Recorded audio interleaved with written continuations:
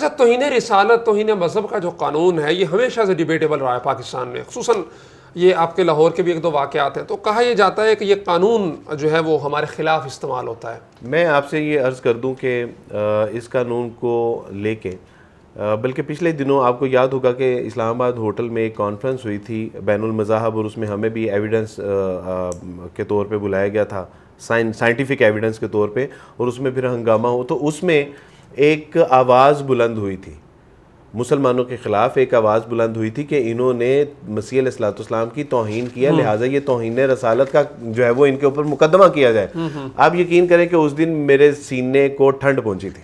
کہ میں نے کہا کہ اللہ کا شکر ہے کہ اللہ آپ نے مسیحی برادری کو بھی یہ شعور عطا فرمایا کہ توہین نبی، توہین رسالت کوئی چیز ہوتی ہے، وگرنہ آج تک یہ کرتے بھی آ رہے ہیں اور مانتے بھی نہیں ہیں، اور کہتے ہیں کہ یہ قانون بھی نہیں ہونا چاہیے۔ دوسری میں آپ کے گوش گزار کی بات کر دوں کہ یہ قانون ہم نے نہیں بنایا تھا، یہ قانون 1927 میں تب معرض وجود میں آیا تھا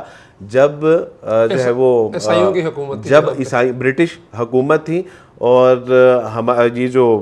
تھے کیا نام ہے، یعنی وہ جنہوں نے ایک ہندو کا قتل کیا تھا، غازی علم الدین شہید رحمۃ اللہ علیہ، جب وہ ایک بہت بڑا انسیڈنٹ ہوا تو اس انسیڈنٹ کو محسوس کرتے ہوئے برٹش گورنمنٹ نے انہوں نے 1880 کے ایکٹ میں یہ قانون لازم کر دیا تھا کہ اب کوئی کسی کی جو مقدس شخصیات ہیں، مذہبی مقدس شخصیات ہیں، اس کی توہین نہیں کرے گا۔ اور نہ صرف یہ کہ یہ اس وقت جو ہے وہ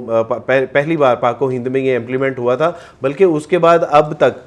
تقریباً 55 ممالک میں اپنی مختلف اشکال میں موجود ہے یہ قانون۔ اچھا جی جناب، صرف پاکستان میں یہ صرف پاکستان میں نہیں ہے، 55 ممالک میں توہین رسالت، توہین مذہب، اور اللہ سبحانہ وتعالیٰ نے کسی وقت توفیق دی تو ان 55 ممالک کی میں آپ کو لسٹ بھی انشاءاللہ جاری کرتا ہوں۔ ویسے برطانیہ میں تو توہین ملکہ کا قانون موجود ہے، توہین ملکہ ہے، فرانس میں توہین صدر کا قانون موجود ہے، پچھلے دنوں ہمارے پاکستان میں توہین عدالت کا قانون موجود ہے۔ اور میں اپنی اقلیتی برادری کو، میں اپنے ہندو بھائیوں کو، عیسائی بھائیوں کو، سکھ بھائیوں کو یہ بات بڑے وثوق کے ساتھ کہہ رہا ہوں، اور اگر کبھی آپ اس پہ پروگرام کرنا چاہیں گے تو میں اس کی ایویڈنس آپ کو دے دوں گا کہ یہ قانون تورات، زبور، انجیل اور گیتا اور رامائن میں بھی موجود ہے۔ اچھا، کہ وہ جی بائبل میں تو لکھا ہے کہ اگر کوئی جو مذبح ہے جس کے اوپر یہودی قربانی کرتے ہیں، اگر اس کو کوئی برا کہہ دے تو اس کو بھی سزائے موت ہے، اگر کوئی اپنی ماں کو جو ہے وہ برا بھلا کہہ دے تو اس کے لیے بھی سزائے موت ہے، اگر کوئی روح القدس کے بارے میں کفر بکتا ہے اس کے لیے بھی سزائے موت ہے۔